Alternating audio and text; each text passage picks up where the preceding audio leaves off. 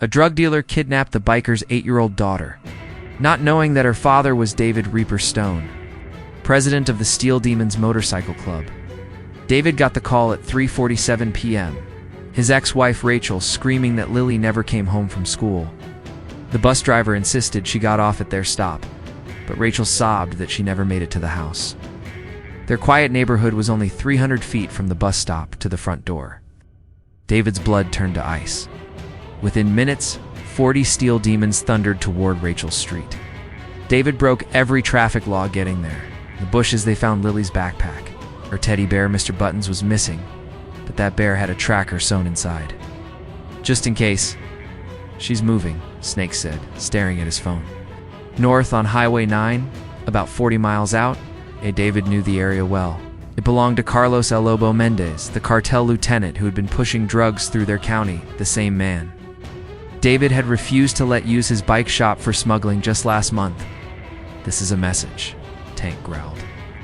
"Carlos took her, because you said no." David called Carlos directly. The dealer answered on the first ring, laughing. "Missing something, Reaper?" he taunted.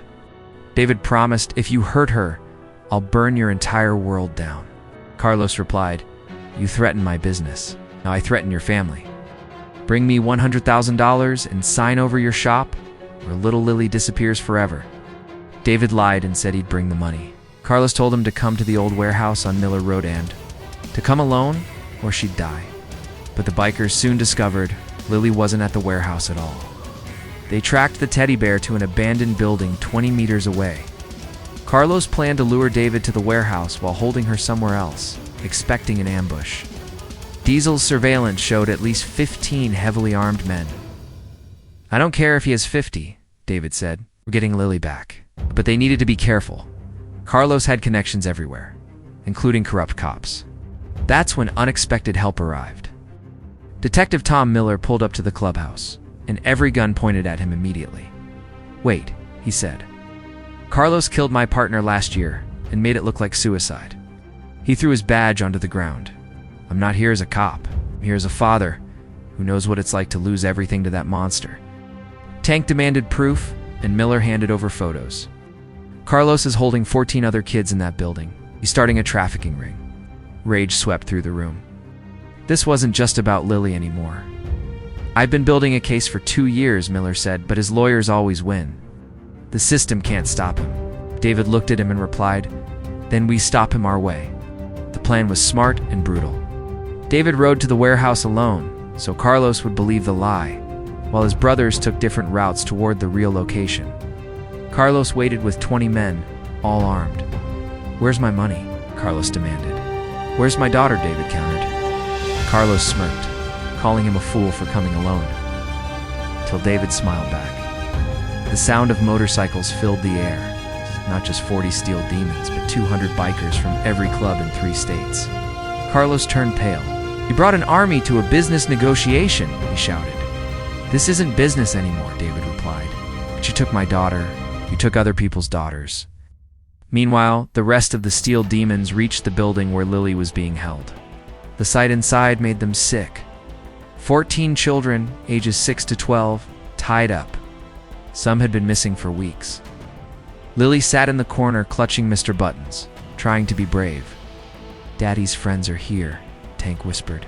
"You're safe now." But Carlos had backup coming, 30 more cartel soldiers rushing toward both locations. That's when the bikers showed why you never threaten their families. The battle was brutal but fast. 200 bikers against 50 cartel members. The cartel never stood a chance. Carlos tried to run, but David caught him in the parking lot. The dealer begged, offering money millions. David dragged him into an empty warehouse. What happened next? No one knows, but Carlos's screams echoed for an hour. When David finally walked out, Carlos was still alive, but broken in ways he would never fully heal from.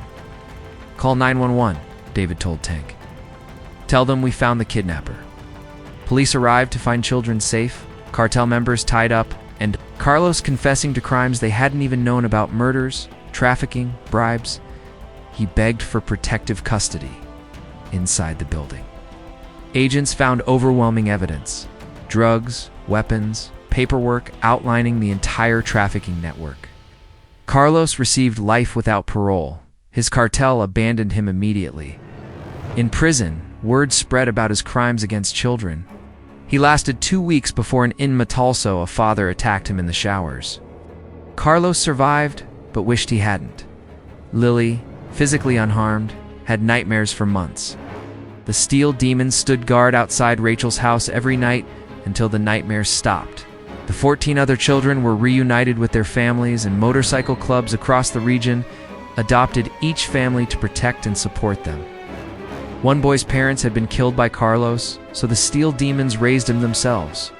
Detective Miller quit the force after seeing how badly the system failed those kids. He became a private investigator, helping families find missing children. 3 months later, another dealer tried to move into Carlos's territory. He found his drugs burned, his money gone, and a message painted on his wall: "We're watching. Touch a child and die." He left town that night. The warehouse where Carlos held the children was demolished. The bikers built a playground in its place. Lily still carries Mr. Buttons everywhere, the tracker and panic buttons still inside. "Just in case," David said. "Never again," he corrected himself when Rachel asked. The steel demons changed that day. They became guardians of their community. Any missing child, any suspected abuse, any dealer targeting kids, they handled it. Sometimes legally, sometimes not. Always effectively. Carlos survived prison, but his life was destroyed, paralyzed, fed through a tube, living in terror. Every year on the anniversary of the kidnapping, he receives a photo of Lily growing up safe, surrounded by her 200 leather-clad protectors. The message always reads, "She survived. You won't." Guards find him crying after reading them, begging for death. David never revealed exactly what he did in that warehouse. Fathers who've lost children sometimes ask him quietly. He only says, "I made sure he could never hurt another child and that every day of his life would remind him why." The FBI investigated the battle, but ruled it self-defense. Unofficially, agents shook the bikers' hands. "We saved 14 kids," one said. "That's all that matters." Lily is 13 now. She doesn't remember much, thankfully, but she knows she's protected. The steel demons have saved 87 kids in 5 years. Not every story ends happy, but every story ends with justice. Carlos once had an empire, soldiers, money, and power. I thought he was untouchable. But nothing makes you untouchable when you take a biker's daughter. Nothing.